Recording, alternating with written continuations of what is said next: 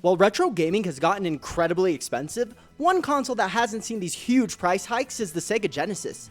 You can easily find one of these things on eBay for around 50 bucks, and even still find the game cartridges of some of the most popular Genesis titles like Sonic the Hedgehog 2 for less than 10 bucks. So when I found this Genesis clone system, the AtGames Legends Flashback, I was curious, is there really a need for a clone system like this? Hi guys, I'm Hassan the Sheik, and on this channel, we talk about everything in tech.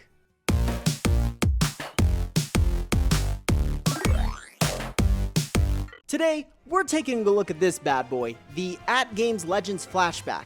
This specific version features 50 built-in classic games like Mega Man, Street Fighter 2, and Forgotten Worlds. Now look, I understand that AtGames is a company that isn't exactly remembered for cutting-edge retro clone systems.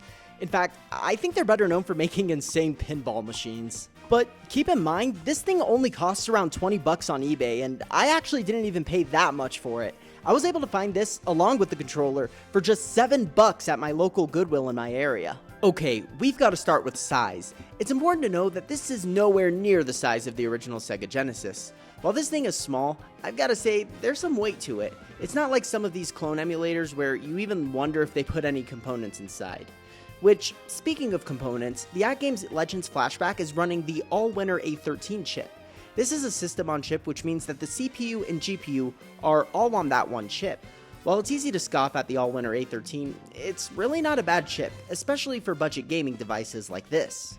Compared to the chip that ran on the original Sega Genesis, the Motorola 68000, the All-Winner A13 far surpasses, having a 32-bit ARM architecture compared to the 68000's 1632-bit design, with a clock speed of up to 1 GHz compared to just 7.6 MHz on the original Genesis. Oh, and not to mention, the Legends Flashback doesn't need any fancy AC adapter to turn on the console, as any old micro USB cable should do the trick just fine. There's 2 other slots here on the back. One is of course the HDMI port, which has the ability to output to 720p, which, while isn't good as most 1080p outputs you get today, it's still quite visually appealing, especially if you're running this on an older LCD monitor.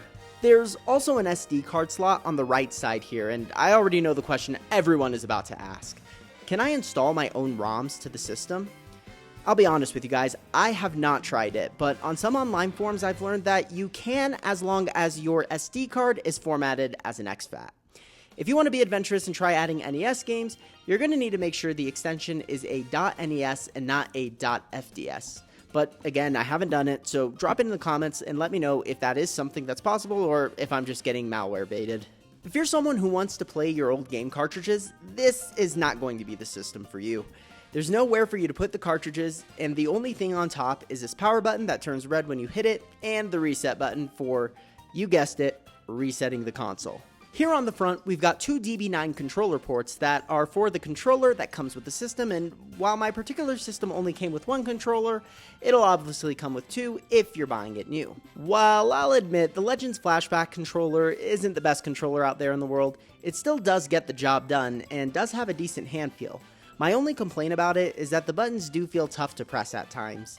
That all being said, you do have the ability to plug in both the original 3-button and 6-button Sega Genesis controllers if you wish, though just know that pressing the mode button on the 6-button controller may occasionally trigger a pause or conflict depending on the game. As for the game selection, I've got to admit, there are some decent titles from the Sega Genesis, NES, SNES, the ColecoVision, if anyone knows what that is, and other older arcade machines. Games like Mega Man, Mega Man 2, Street Fighter 2, Side Pocket, Burger Time, Commando, Galaga, Aladdin, and Ghouls and Ghosts are classic beloved titles that people all around the world still enjoy to this day. And all the games are displayed here on this really clean UI that has different categories of games that fit your interests. But if I'm being honest, I'm shocked there aren't any true Genesis classics like Sonic the Hedgehog, Gunstar Heroes, Golden Axe, or Shining Force. Well, I'm sure obviously AtGames just couldn't secure the rights for those games given the fact that Sega was set to release the Genesis Mini the following year.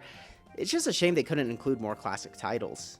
For all the games that are on here, they play smooth. I haven't felt any input lag, and all the games look great to me in 720p. The game isn't really stretched out, which is a really common problem with most emulators. But in the end, should you buy the AtGames Legends Flashback? If I'm being honest, I think it depends on the kind of gamer you are. If you're someone who just wants to occasionally play a game here or there, then the AtGames Legends Flashback really isn't a bad option, especially if you can find it at a thrift store for under 10 bucks. But if you're someone who really wants that Genesis-like experience, then I'd say honestly, just get a Sega Genesis. They haven't seen crazy price hikes like some other retro clone systems, and overall is a really good system to have in the collection. If space is an issue, you can also look into getting the official Sega Genesis Mini, not to be confused with the AtGames Sega Genesis Classic, which is an entirely different console. And with the Genesis Mini, you'll still be using official Sega hardware and playing official Sega titles all out of the box, which is really nice if you don't want to have to worry about dealing with SD cards or ROMs or things like that. But I'm curious on your thoughts on the AtGames Legends Flashback. Is this something you'd buy, or are there better consoles out there that are more worth your time and your money? Let me know down in the comments, and be sure to subscribe for more tech content. Thanks guys, and I'll catch you on the next one.